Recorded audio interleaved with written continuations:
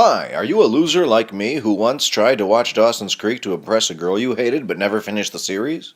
Well, now Dawson's Creek is out online.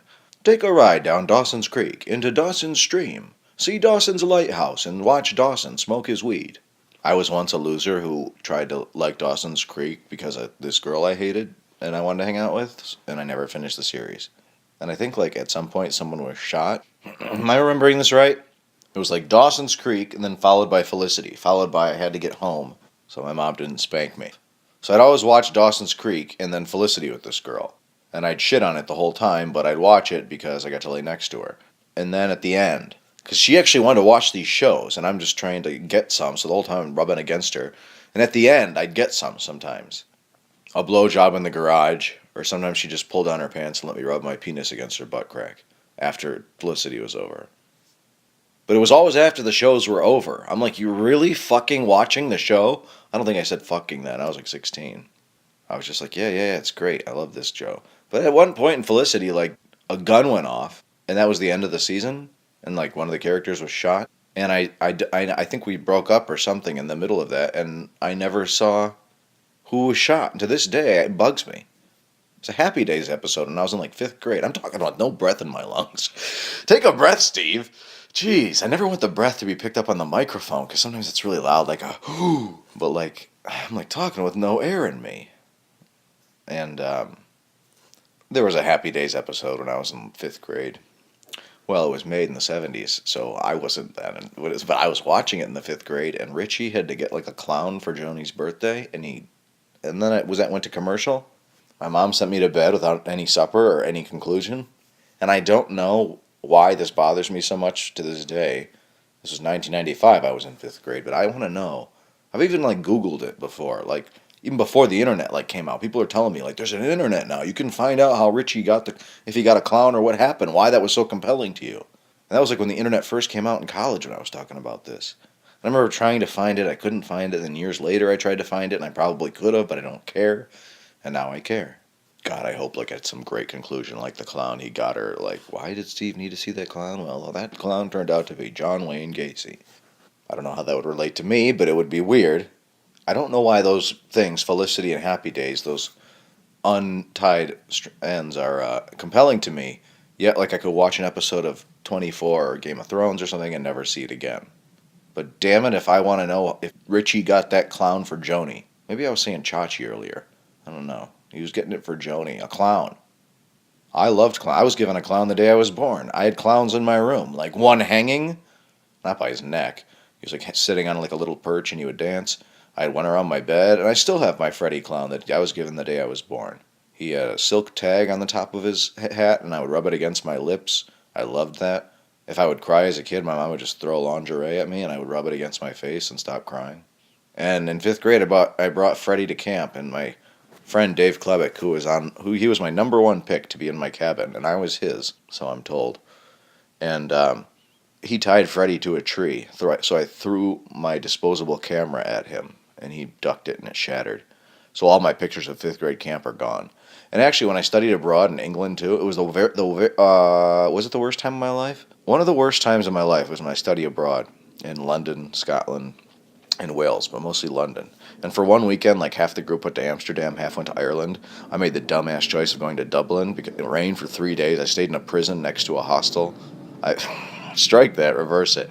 I stayed in a hostel next to a prison. We didn't actually book a prison, but it was basically probably better to prison. You'd have one roommate. I had 10 roommates, and it was pouring rain, and I had the best Chinese food of my life in Dublin.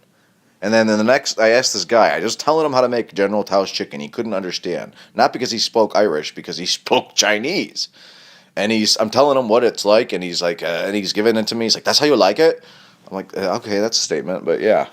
It was delicious. And it was in this little hole in the wall. And the next night I was with my friend Nemeth, and so we wanted to go get Irish stew, which I don't blame him because it's an Irish thing. But of course, it was just the most watery.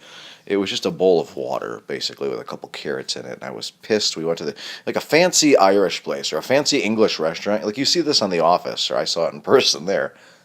They're never every fancy place in Europe is dank. Unless it's like some stupid posh with lights all over it and some club. I mean, like a nice restaurant. Let's go out to a nice restaurant. Oh, these tablecloths look like they were from the Civil War, and this wallpaper looks. Why are the ceilings so low in here?